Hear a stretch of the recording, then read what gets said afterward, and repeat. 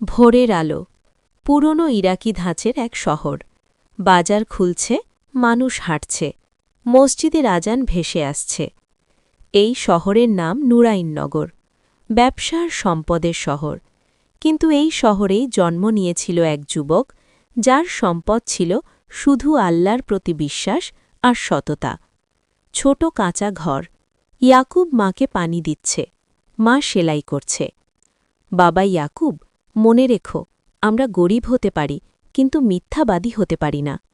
আম্মা, আমি কথা দিচ্ছি, আল্লাহ দেখছেন, এই বিশ্বাস কখনো ছাড়ব না। এই কথাগুলোই গড়ে তুলেছিল ইয়াকুবর চরিত্র।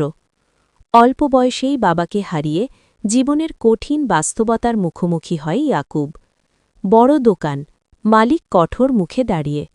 সৎভাবে কাজ করলে থাকবে, একবার ভুল করলে বের করে দেব। ইনশাআল্লাহ, আমি সততা থেকে কাজ করব। রাতে দোকানে একা ইয়াকুব হিসেব মেলাচ্ছে। হঠাৎ অতিরিক্ত স্বর্ণমুদ্রা দেখে থমকে যায়। এই টাকায় মায়ের ওষুধ হবে, কিন্তু এটা আমার না। সে চোখ বন্ধ করে। হে আল্লাহ, তুমি দেখছ, আমি তোমার জন্য সত্য বলব। সবার সামনেই ইয়াকুব মালিককে টাকা দেয়। চোর, আগে চুরি করেছ, এখন ফিরিয়ে দিচ্ছ? সবাই তাকিয়ে। ইয়াকুব চুপচাপ বেরিয়ে যায়।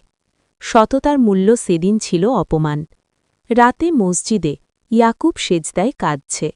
হে আল্লাহ, মানুষ আমাকে অপমান করেছে, কিন্তু তুমি জানো আমি সত্যবাদী। দোকানে গোলমাল, অন্য কর্মচারীরা ধরা পড়ে। হুজুর, ইয়াকুব নির্দোষ ছিল। আমি বড় ভুল করেছি। মালিক ইয়াকুবের ঘরে আসে। আমাকে ক্ষমা করো, তুমি শুধু কর্মচারী নও, আমার অংশীদার। আল্লাহ সততার মর্যাদা ফিরিয়ে দিলেন। ইয়াকুব নিজের ব্যবসা শুরু করল। নতুন দোকান, ইয়াকুব মাপে ঠিক দিচ্ছে। এক লোক ইয়াকুবকে বলল, তুমি ঠকাও না কেন? ইয়াকুব হেসে বলল, কারণ আল্লাহ আমার হিসেব নিচ্ছেন। একসময় শহরে দুর্ভিক্ষ এসে পড়ল। মানুষ কষ্টে আছে, কিন্তু জিনিসের দাম বাড়ছে। এক ব্যবসায়ী এসে বলল, ইয়াকুব, জিনিসের দাম বাড়াও। ইয়াকুব বলল, না, মানুষ কষ্টে, আমি ন্যায্য দামেই দেব। একদিন বড় কাফেলা শহরে আসে। কাফেলার নেতা বলল, আমরা শুধু সৎ মানুষের সাথে ব্যবসা করি। ইয়াকুব কোথায়?